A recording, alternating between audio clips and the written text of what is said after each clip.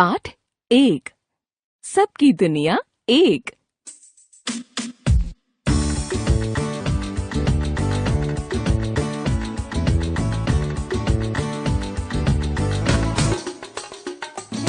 धरती है हम सबकी एक, आसमान हम सबका एक, सूरज है हम सबका एक, चंदा है हम सबका एक। पानी है हम सबका एक और पवन है सबकी एक, है दुनिया में लोग अनेक लेकिन सबकी दुनिया एक।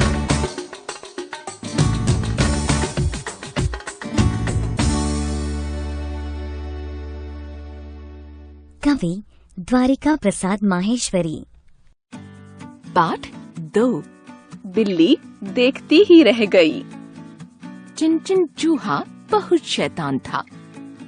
वह घर में रखी हर चीज को कुतर कुतर कर खा जाता था। उसी घर में चुनमुन बिल्ली भी रहती थी।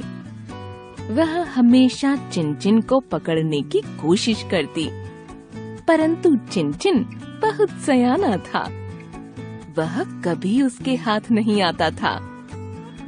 एक दिन चिनचिन चूहा बिल से बाहर निकला। वह सीधा रसोई में गया। उसे वहाँ रोटी रखी हुई दिखाई दी। उसे खाने के लिए वह दौड़कर ऊपर चढ़ा। अचानक उसका एक पैर चम्मच से टकरा गया, जिससे चम्मच नीचे गिर गई। चम्मच की आवाज सुनकर चुनमुन बिल्ली के कान खड़े हो गए। वह भी तुरंत रसोई में पहुंची और चारों ओर देखने लगी। चिनचिन चूहा चुनमुन बिल्ली को देखकर डर गया। वह एक खाली बोतल के अंदर छिप गया। कुछ देर बाद उसने बोतल में से निकलने की कोशिश की, पर वह नहीं निकल सका। चिनचिन को बोतल में देखकर बिल्ली धीरे से म्याऊं म्याऊं बोली और मुस्कुराई। उसने सोचा, क्यों ना आज मैं कांटा लाकर चिनचिन को निकालूं और खूब दावत उड़ाऊं। यह सोचकर वह कांटा लेने बाहर गई। तभी वहाँ बहुत से चूहे आ गए। सबने मिलकर जोर लगाया। बोतल नीचे गिर गई और टूट गई। चिनचिन चूहा तुरंत बोतल से निकलकर बिल की ओर भागा। चुनमुन बिल्ली देखती ही रह गई। पाठ 3। School bus. नीली पीली बस है आई, नाम स्कूल का साथ है लाई। कभी नहीं यह धुआं उड़ाती, देखो कितनी दूर से आती।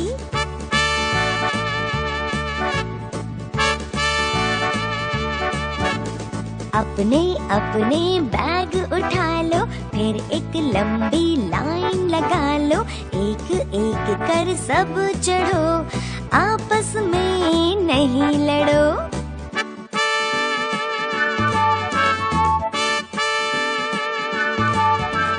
चलती बस में कभी न चढ़ो, अपनी बस को साफ रखो।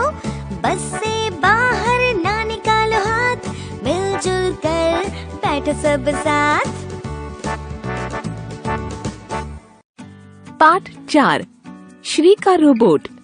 लक्ष्मी और श्री एक ही कक्षा में पढ़ते थे, परंतु दोनों का स्वभाव बिल्कुल अलग था। लक्ष्मी सब मित्रों के साथ खेलती और बात करती थी, जबकि श्री अपने घर में खिलौनों से अकेला ही खेलता था। उसके पास बहुत से खिलौने थे। इन खिलौनों में बैटरी से चलने वाला एक रोबोट भी था, जो बोलता भी था। वह रोबोट श्री को बहुत प्यारा लगता था। रोबोट से खेलने के बाद वह उसे अलमारी में बंद कर देता था। रोबोट को उसकी यह बात अच्छी नहीं लगती थी। वह दूसरे बच्चों के साथ भी खेलना चाहता था। एक दिन रोबोट ने श्री से कहा, श्री, क्या तुम्हारा कोई मित्र नहीं है? श्री बोला, ऐसी बात नहीं है, मेरे कई मित्र हैं। रोबोट ने कहा, पर तुम तो अकेले ही खेलते रहते हो।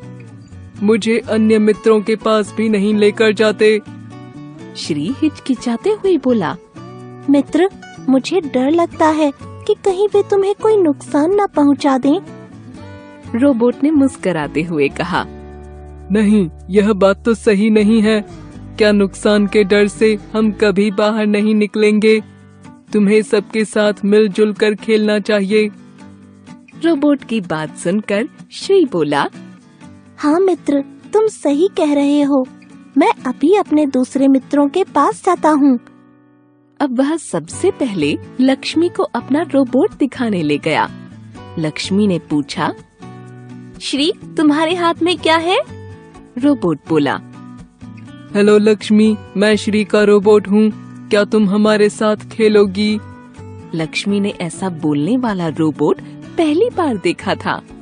उसने तुरंत कहा, हाँ जरूर, आओ श्री, हम मिलकर खेलते हैं।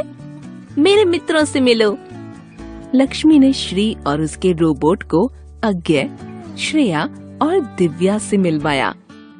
सभी को श्री का रोबोट बहुत अच्छा लगा। श्री को भी सबके साथ खेलने में बहुत आनंद आया।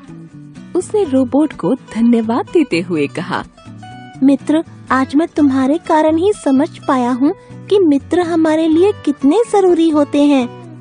अब मैं हमेशा सबके साथ मिलजुल कर ही खेलूंगा।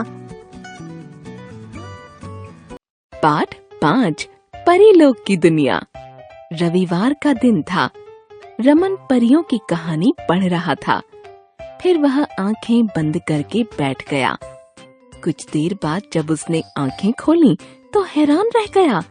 उसके सामने एक परी खड़ी थी। रमन ने हैरानी से पूछा, क्या आप परी रानी हो? हाँ हाँ रमन, मैं वही परी हूँ जिसके बारे में तुमने अभी पढ़ा है। मैं तुम्हें परीलोक की सैर कराने आई हूँ। रमन परी के साथ उड़ने लगा। वाह, कितना मजा आ रहा है। परीलोक के नजारे देखकर रमन हैरान रह गया। परीलोक बिल्कुल साफ सुथरा था। वहाँ रंग बिरंगे फूल खिले थे। चॉकलेट के बड़े बड़े पेड़ थे। अरे वाह, चॉकलेट के पेड़। परी रानी, क्या मैं चॉकलेट खा सकता हूँ? हाँ हाँ जरूर, पर ज्यादा नहीं, क्योंकि ज्यादा चॉकलेट खाने से दांत खराब हो जाते हैं। काश धरती पर भी चॉकलेट के पेड़ होते तो हम खूब मजे से चॉकलेट खाते। परी ने रमन को ऐसे खिलौने दिखाए जो बिल्कुल असली लग रहे थे। लो रमन, यह खिलौना तुम्हारे लिए। रमन को अब घर की याद आने लगी। परी रानी, आपका परीलोक बहुत ही सुंदर है, पर मुझे अब घर की याद आ रही है। ठीक है, चलो। अब रमन परी के साथ वापस अपने घर गया। परी रानी, क्या आप मुझे दोबारा परीलोक ले जाओगी? हाँ हाँ रमन, जब भी तुम्हारा मन हो मुझे याद करना, मैं आ जाऊंगी। यह कहकर परी ने रमन को प्यार किया और गायब हो गई, न जाने कहाँ। पाठ 6, चुन चुन चिड़िया। जंगल में एक घना पेड़ था। उस पर एक चिड़िया घोंसला बनाकर रहती थी। उसका नाम चुन चुन था। उसकी दोस्ती चुन्नू गिलहरी से थी। दोनों खूब मजे में थीं। एक दिन सूर्य तेजी से चमक रहा था। चुन चुन चिड़िया चुन्नू गिलहरी से बोली, चलो आज हम कहीं घूमने चलते हैं। यह सुनकर चुन्नू गिलहरी बहुत खुश हुई। दोनों सहेलियां भ्रमण करने निकल गईं। रास्ते में चुन्नू गिलहरी कभी ट्रक पर चढ़ जाती तो कभी ड्रम पर। उसे बहुत मजा आ रहा था। चुन चुन चिड़िया भी बाग में इधर उधर उड़कर प्रसन्न हो रही थी। अचानक उसे किसी के कराहने की आवाज सुनाई दी। तभी उसने देखा कि एक हाथी जमीन पर पड़ा दर्द से कराह रहा है। वह हाथी के पास गई और बोली, हाथी दादा, आपको क्या तकलीफ है? हाथी धीरे से बोला, बहन, मेरे पाँव में छोटे छोटे कांटे चुभ गए हैं। मुझे बहुत तेज दर्द हो रहा है।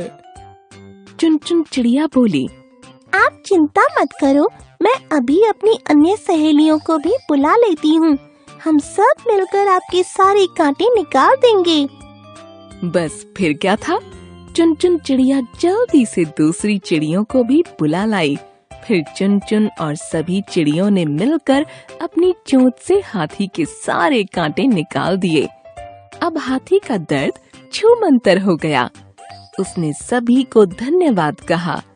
फिर हाथी ने चुन्नू गिलहरी और चुन चिड़िया को अपनी पीठ पर बिठा लिया। अब सभी बहुत खुश थे। पाठ 7 गुब्बारे वाला।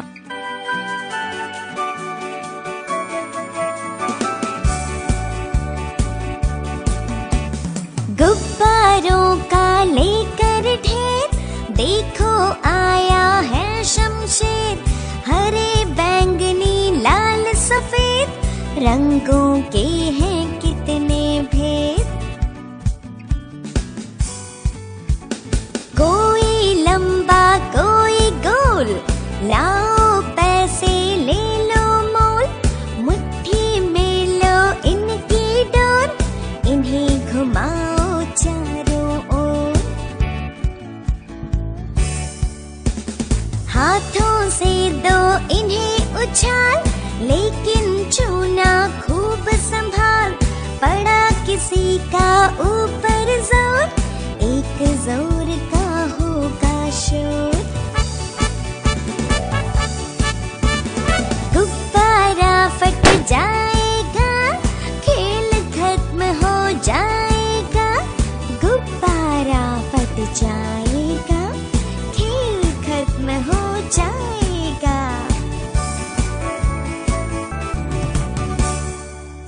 कवि हरिवंश राय बच्चन।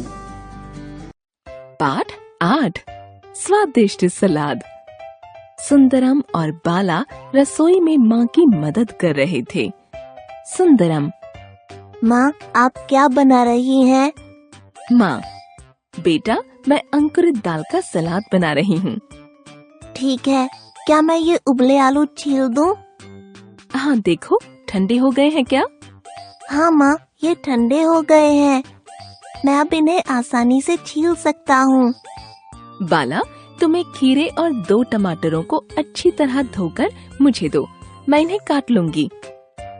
ठीक है माँ। माँ, अब आप इन उबले आलूओं से क्या करेंगी? अब इन्हें मैं चाकू से बारीक बारीक काट लूंगी। माँ, ये अंकुरित दाल किस लिए है? बेटा, मैं अभी इन सबको मिलाकर सलाद बनाऊंगी। क्या मैं इन्हें मिला दूँ?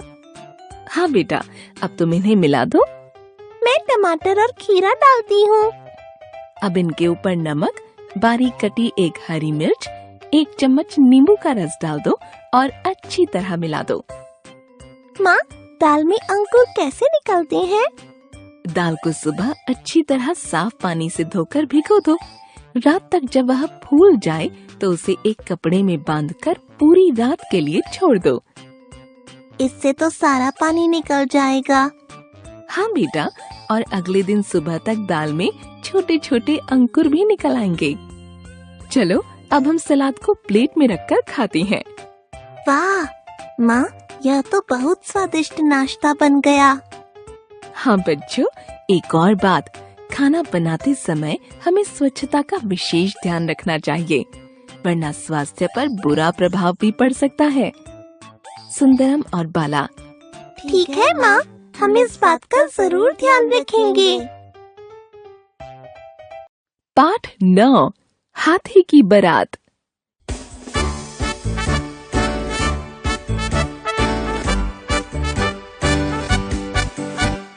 दूल्हा बनकर बैठा हाथी, पूरा जंगल बना बाराती। बिल्ली बिंदिया लगा कर आई, छोटे बच्चे साथ हिलाए। गीदड़ सूट पहन कर आया, ठुमक ठुमक कर नाच दिखाया।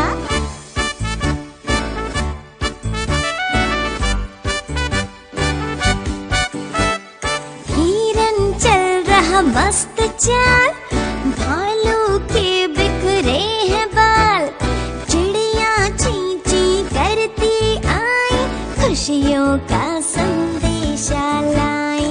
पी पी पी पपीहा बोले, अपनी मस्ती में सब डोले।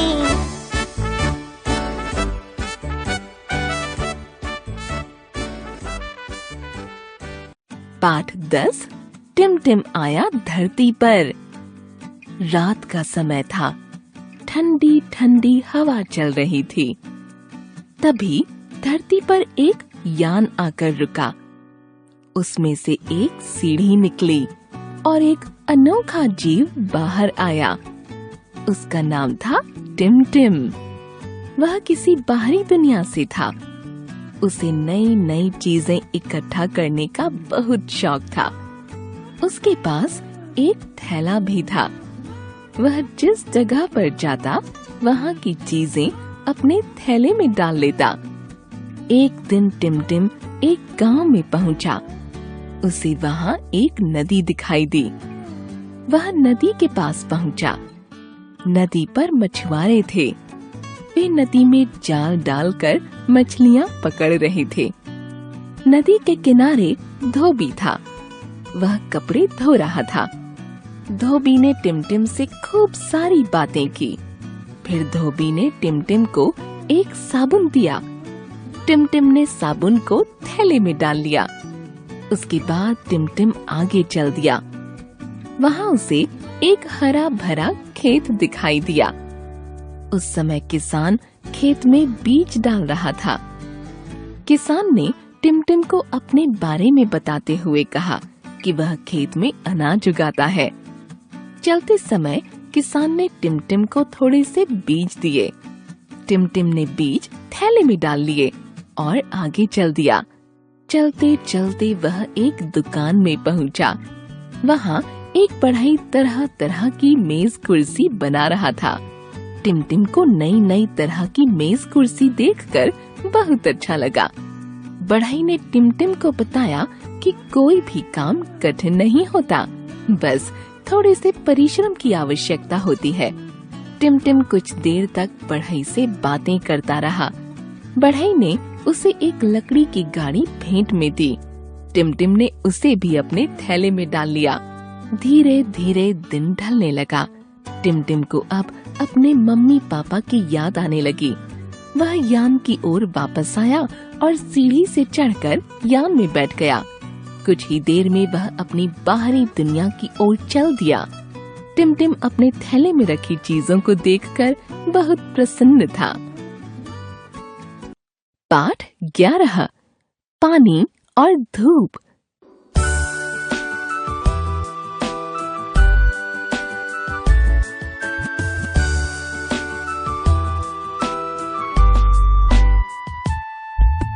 अभी अभी थी धूप, बरसने लगा कहाँ से यह पानी। किसने फोड़ घड़े बादल के, की है इतनी शैतानी।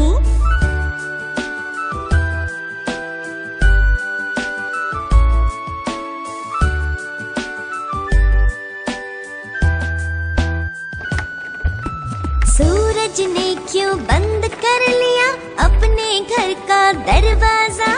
उसकी माँ ने भी क्या उसको बुला लिया, कहकर आजा।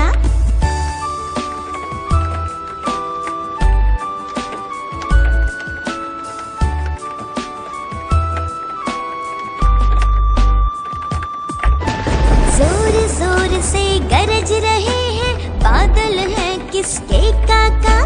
किसको डांट रहे हैं, किसने कहना नहीं सुना माँ का।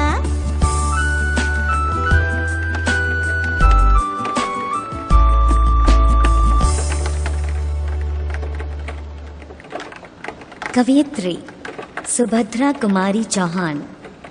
पाठ 12 ऊटी की सैर। दिल्ली 5 जून। प्रिय नंदिनी, सप्रेम नमस्ते। मैं अपने परिवार के साथ तमिलनाडु के ऊटी शहर घूमने गई थी। यह शहर नीलगिरी की पहाड़ियों पर बसा है।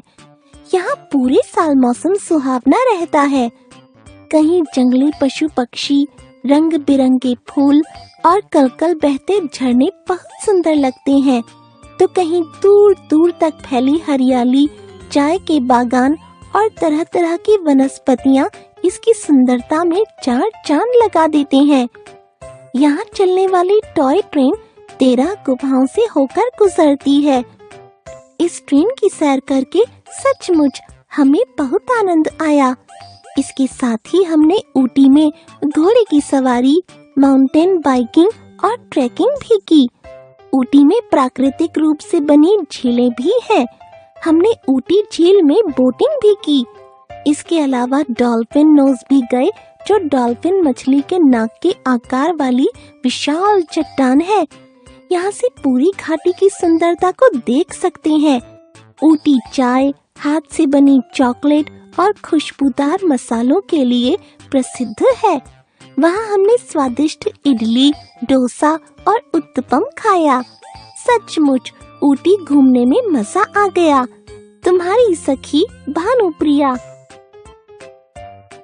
पाठ 13 पेड़ और पौधे। पहला दृश्य, जंगल का वातावरण। कुछ बच्चे और नन्हे जानवर घास पर खेल रहे हैं। आसपास तरह तरह के पेड़ और पौधे लगे हैं। एक बूढ़ा आदमी भी वहाँ पत्थर पर बैठा हुआ है। सभी उसके पास जाकर बैठ जाते हैं।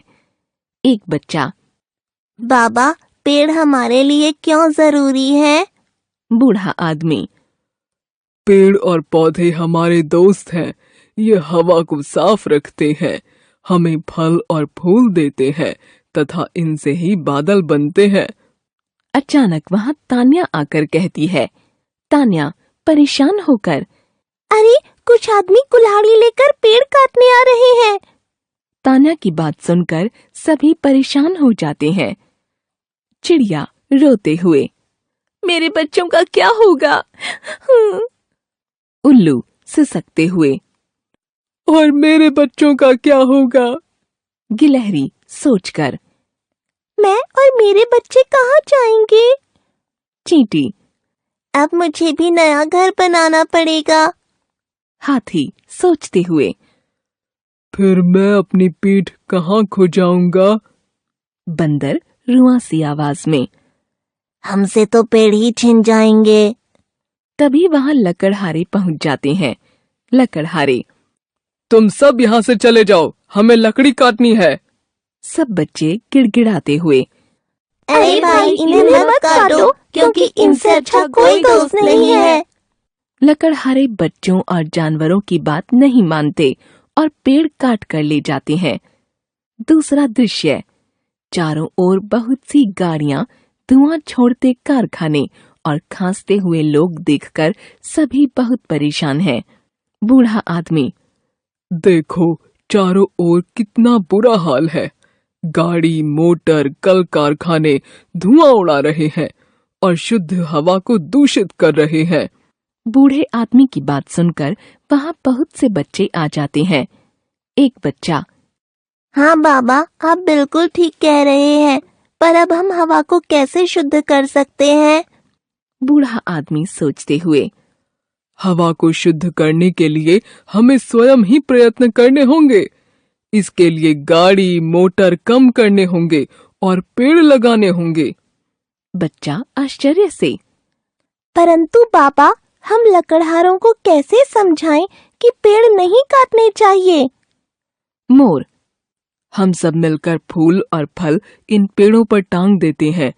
शायद लकड़हारे समझ जाएं कि हमारे मन के अंदर क्या है।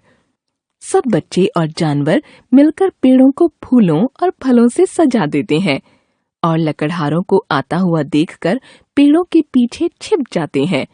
लकड़हारे सजे हुए पेड़ों को देखकर हैरान रह जाते हैं। पहला लकड़हारा, अरे, ये सजे हुए पेड़ कितने सुंदर लग रहे हैं। इतने सुंदर पेड़ों को तो मैं नहीं काट सकता। ऐसा लगता है कि ये लोग कुछ बताना चाहते हैं। दूसरा लकड़हारा, हाँ, तुम सही कह रहे हो।